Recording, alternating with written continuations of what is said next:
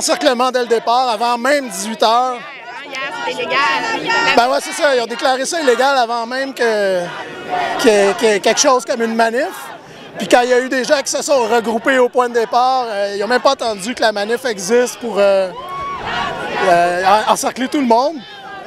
Donc, mais là, par tout le monde, j'entends peut-être, je te dirais peut-être une 50aine de personnes au point de départ. Ces gens-là ont été tout de suite encerclés. Il y en a d'autres qui ont réussi à s'éparpiller. Et puis là, ben, il y avait un plan, en fait, la CLAQ avait mis en place un plan pour se regrouper un peu plus loin.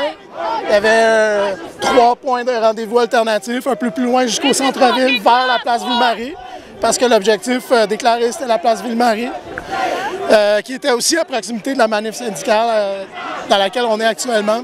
Puis là, au moment où on se parle, il y a encore plein de monde qui arrive d'un peu partout, qui ont réussi à échapper aux souricières parce qu'il y a eu un deuxième départ de la manif de la CLAQ au métro Papineau à 6h15, qui a réussi à marcher pendant un certain temps, qui elle aussi était encerclée sur Sainte-Catherine.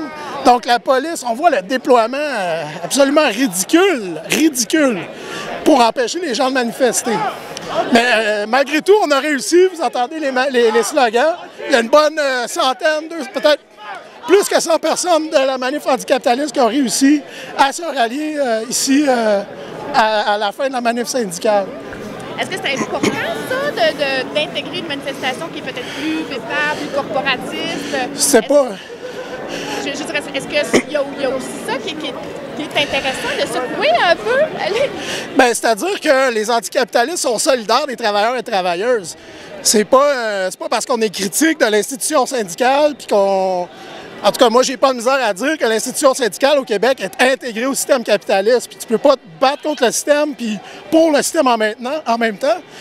Donc, mais ça ne change pas que les anticapitalistes sont en faveur d'une forme de syndicalisme plus radical, qui est explicitement anticapitaliste, qui est révolutionnaire, qui s'attaque au fondement du système, qui ne réclame pas des ajustements cosmétiques ou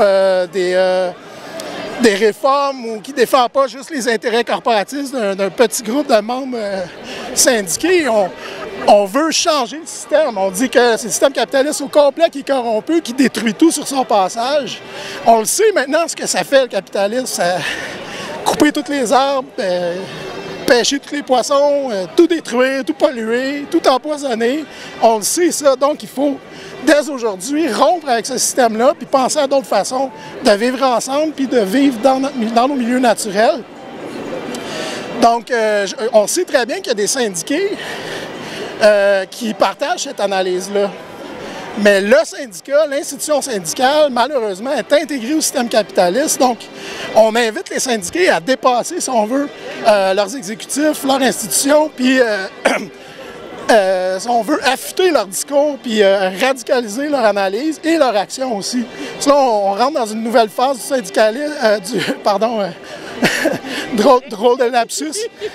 On rentre dans une nouvelle phase du capitalisme qui n'est pas tout à fait nouvelle non plus, mais avec Couillard qui nous dit à tous les jours, aujourd'hui il l'a dit aux chefs syndicaux, mais là vous comprenez, les petits amis, il va falloir que vous serrez la ceinture, puis là les chefs syndicaux qui disent « Ah oui, c'est vrai, on comprend. » Regarde, c'est pas ça, là, il faut se battre contre l'austérité. On n'est pas pour rouler à terre, se laisser piler dessus. Il faut que les gens comprennent qu'il va falloir sortir dans la rue.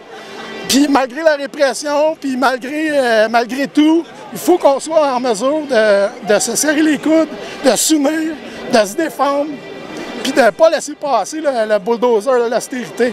C'est ça qui s'est passé partout, c'est ce qui se passe en Grèce depuis plusieurs années, en Espagne, en Italie. On coupe. Ben, les gens sortent dans la rue, puis ils se battent, puis ils se laissent pas faire. Je ne vois pas pourquoi ça serait différent au Québec. Il faut qu'on se batte. Il y a des points communs, justement, c'est une manif qui dénonce aujourd'hui l'austérité. Tout à fait. Il y a des points de convergence. Ah oui! Ben, je veux dire, je veux pas, c'est les travailleurs qui payent le plus fort prix, surtout les plus précaires. Ça, c'est une autre affaire, les syndicats. Il faut qu'ils sortent un peu d'un discours de corporatisme, puis que le discours de solidarité sociale s'élargisse aussi. Les plus précaires, ceux qui en arrachent le plus, c'est les travailleurs migrants sans papier, c'est les travailleurs au salaire minimum pas syndiqués. Bien, Christy, le discours syndical, il faut qu'il sorte on défend nos membres, il faut aussi défendre ceux qui sont les plus vulnérables de la société.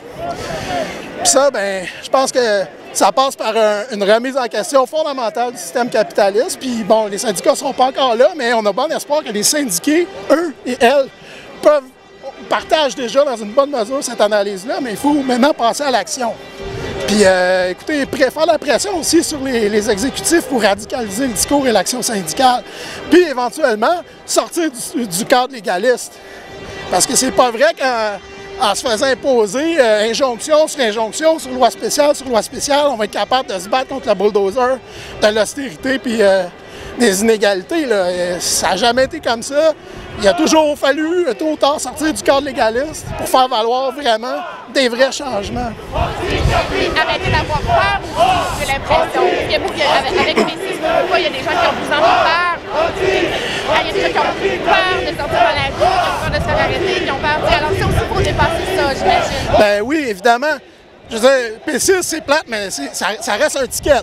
C'est plate, puis la police, surtout avec les anticapitalistes, les gens qui dénoncent la brutalité policière ou qui veulent un changement de système, c'est les premiers qui se font tapocher. Les policiers à Montréal ne font pas dans la dentelle avec nous, on l'a vu aujourd'hui. C'est sûr que c'est pas agréable, mais on se fait pas tirer dessus. On a juste à sortir de ce qu'on connaît, aller en Grèce, aller... en Colombie, actuellement, il y a une grosse grève nationale qui se met en place en Colombie. Les gens, ils se font vraiment réprimer à un autre niveau là, que ce que nous, on connaît ici. On a juste aussi à retourner à l'origine du 1er mai, par exemple, où les gens se faisaient tirer dessus. Il y a des gens qui sont morts pour la journée de 8 heures, pour le week-end ou pour des conditions de travail décentes. Alors, l'étiquette, là, ben, c'est plate, mais on n'est pas pour se laisser pressionner par un calice d'étiquette de 600$. Je veux dire... Autant laisser faire là, si on n'est pas capable de descendre dans la rue à cause de ça puis de contester ces mesures-là qui nous sont imposées. Dernière question avant de te laisser aller. Tu parlais de la Colombie. Est-ce qu'il n'y aurait pas, vu que l'austérité est un phénomène mondial, là, donc est-ce qu'il n'y aurait pas intérêt à solidariser aussi des luttes davantage à l'international? Et ça, je ne sais pas comment on peut faire ça, mais est-ce que c'est pas ça la solution? Hein, Bien, l'histoire du 1er mai, c'est l'histoire d'un mouvement internationaliste. Je pense autant qu'on a à se réapproprier un discours radicalement anticapitaliste, on a aussi à se réapproprier l'esprit internationaliste du 1er mai, du mouvement ouvrier à l'origine. Par exemple, le syndicalisme révolutionnaire du syndicat industriel des travailleurs et travailleuses, ou les IWW, c'est un syndicalisme qui est explicitement anticapitaliste, mais aussi internationaliste. Je pense que oui, on a tout avantage à se solidariser, pas seulement dans notre société, entre les différentes luttes, les différents secteurs, mais avec ce qui se fait ailleurs aussi. Puis je pense que ça va se faire justement, puisque l'austérité, c'est un phénomène global, la résistance aussi doit se globaliser. Merci. Rich, c'est ça? Rich Bone Meal. Rich quoi? Bone Meal. Oh yeah. Merci beaucoup. Ça me fait plaisir.